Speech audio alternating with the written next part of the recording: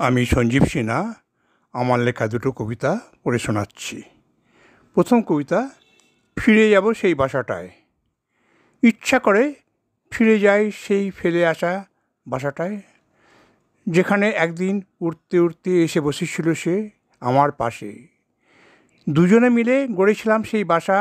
দিন যায়, মাস যায়, বছর যায়, সুখেই ছিলাম দুজনায়, ছিলাম একসাথে।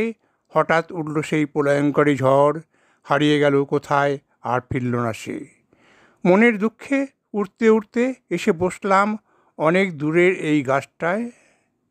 ইচ্ছা করে ফিরে যাই ফেলে আসা সেই বাসাটায়।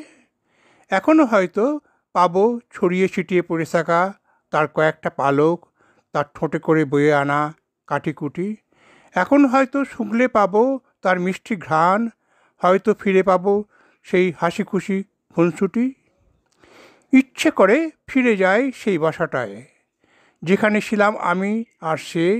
কান পেতে শুনবো তার কিচিরমিচির ডাক, প্রাণ ভরে নেব তার সোহাগ।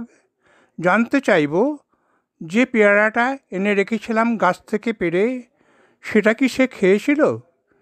জানতে চাইবো কেমন করে আছে সে আমাকে ছেড়ে। আমার পরের কবিতা, ওদের বলেছিলাম।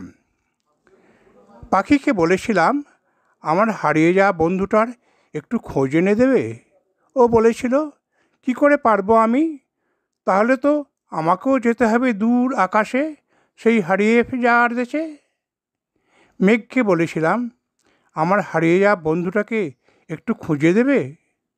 সে হয়তো চাঁদ বা তারায় কোথাও লুকিয়ে হাসছে আর বলছে, টুকি আমায় খোঁজো তো দেখি। তুমি তাকে একটু ডেকে দেবে। ও বলেছিল, চাঁদ তারায় তো যাবার অধিকার আমাদের নেই। আকাশকেও বলেছিলাম।